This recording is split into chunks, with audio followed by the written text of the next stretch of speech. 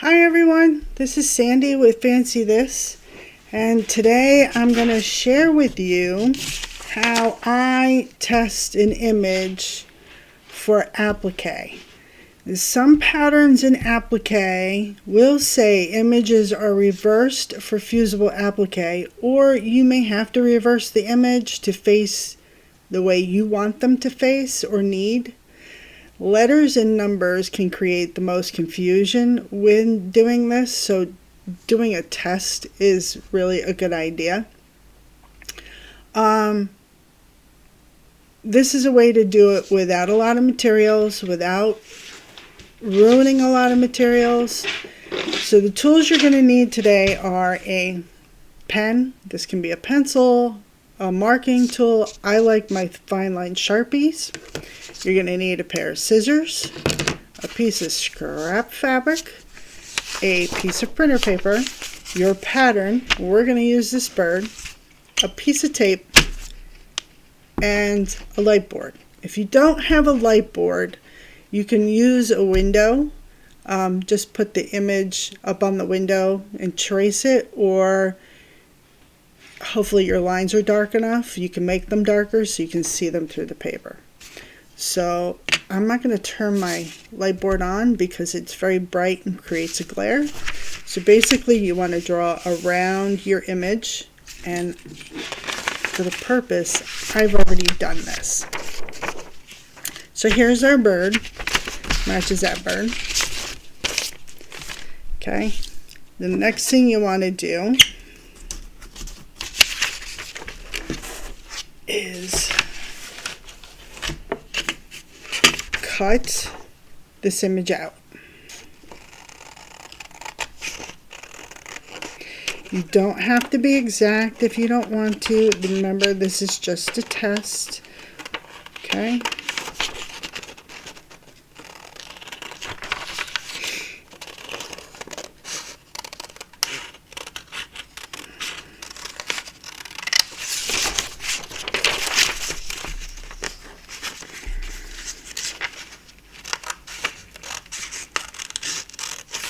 If I was doing this to create a template, I would actually be more precise and accurate.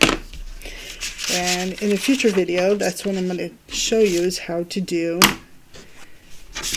different uses of templates, things you can make templates out of. So we take a piece of tape. Actually, sorry, we have something else to do at the front. On the template, we're going to write the direction that we want the pattern, the image to face. So in my case, I want my image to face right. So I'm going to write the word right on there. You can use R or L, whatever, or arrows don't work.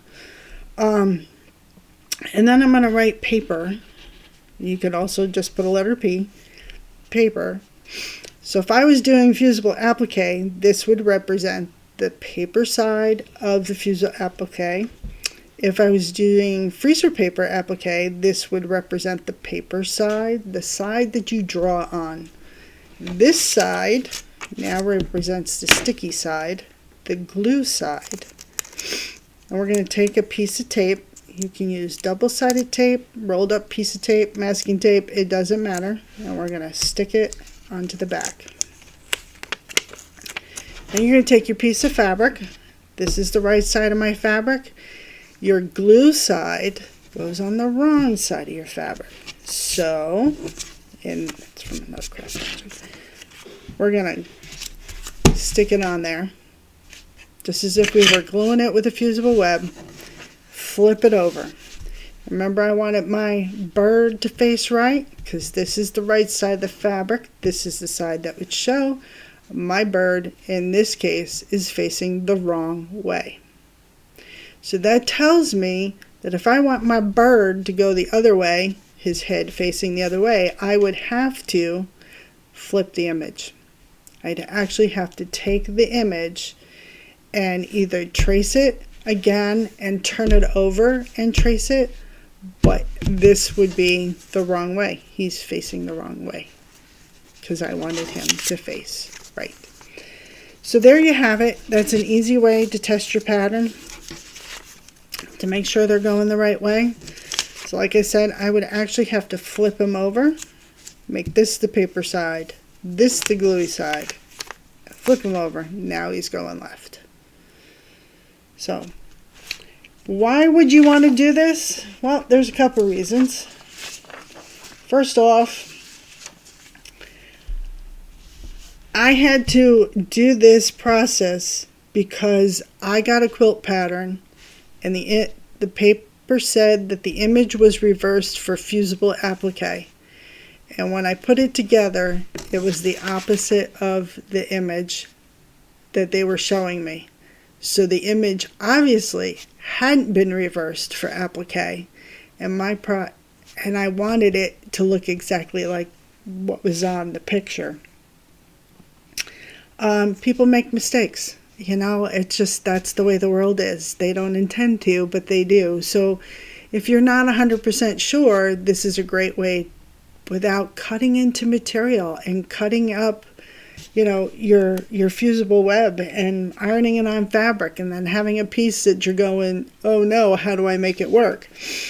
The other reason you might want to do this is because if you're putting a pattern together and you're using pieces of it, like this bird, maybe you want two of them facing one another. So you want to test the pattern to make sure you're getting both of them in the right order.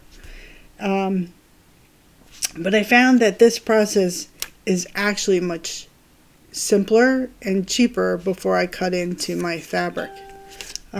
So there you go. And that's this process. So if you like this video, give it a thumbs up. And don't forget to hit the button to be notified when I put up more videos. And we'll see you all next time. Thanks for watching Fancy This.